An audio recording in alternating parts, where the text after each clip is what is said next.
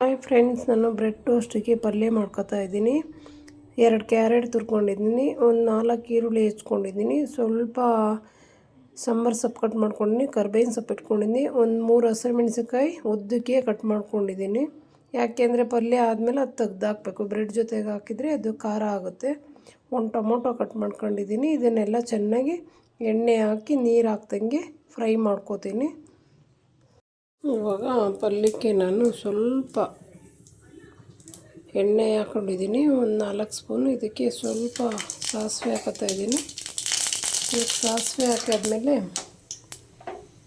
ಕರ್ಬೇವಿನ ಸೊಪ್ಪು ಹಾಕೋತೀನಿ. ನಾನು ಕರ್ಬೇವಿನ ಸೊಪ್ಪು ಹಾಕಾದ್ಮೇಲೆ ಈರುಳ್ಳಿ ಹಾಕೋತೀನಿ. ಇದ್ರ ಜೊತೆಗೆ ಮೆಣಸಿನಕಾಯಿನೂ ಹಾಕೋತೀನಿ. ಈರುಳ್ಳಿ ಮೆಣಸಿನ್ಕಾಯಿ ಸ್ವಲ್ಪ ಚೆನ್ನಾಗಿ ಫ್ರೈ ಆದಮೇಲೆ ಟೊಮೊಟೊ ಹಾಕೋತೀನಿ ನಾನು.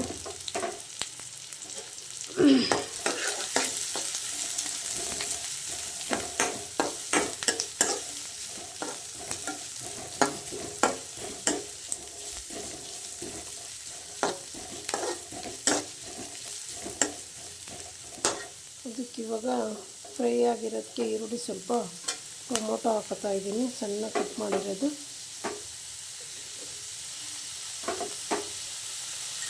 ಇವಾಗ ಅದನ್ನು ಸ್ವಲ್ಪ ಚೆನ್ನಾಗಿ ಫ್ರೈ ಮಾಡ್ಕೊತೀನಿ ಟೊಮೊಟೊನ. ಅದಕ್ಕೆ ಸ್ವಲ್ಪ ಅರಿಶಿನ ಪುಡಿ ಹಾಕ್ತೀನಿ.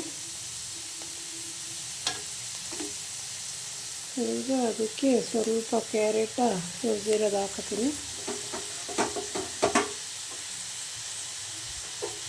ಕ್ಯಾರೆಟ್ ಇದ್ದರೆ ಎಣ್ಣೆಲೇ ಬೇಯಬೇಕು. ಸ್ವಲ್ಪ ನೀರು ಹಾಕಿದರೆ ಚೆನ್ನಾಗಲ್ಲ ಬ್ರೆಡ್ಡಿಗೆ ಇದು ಪಲ್ಯ.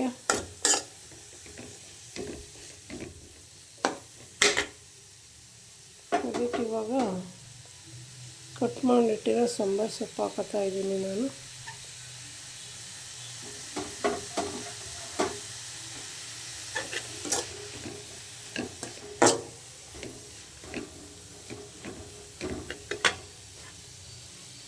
ಬೆಂದಮೇಲೆ ಸ್ವಲ್ಪ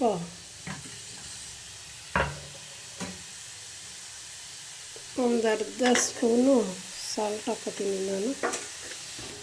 ತುಂಬ ಸಾಲ್ಟ್ ಹಾಕಿದರೆ ಉಪ್ಪಾಗುತ್ತೆ ಕ್ಯಾರೆಟ್ ಪಲ್ಯ. ಇದು ಇವಾಗ ಸ್ವಲ್ಪ ಚೆನ್ನಾಗಿ ಬೇಯಬೇಕು. ಇದು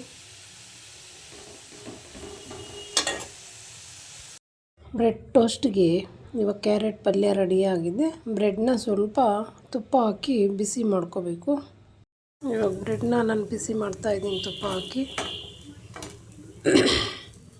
ಅದಕ್ಕೆ ಕ್ಯಾರೆಟ್ ಪಲ್ಯ ಹಾಕಿದ್ದೀನಿ. ಇವಾಗ ಬಿಸಿ ಆಗಿದೆ ಇದು.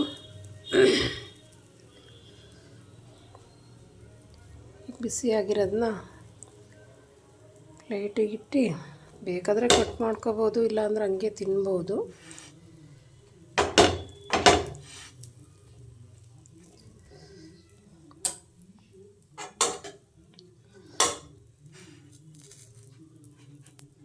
ಇವಾಗ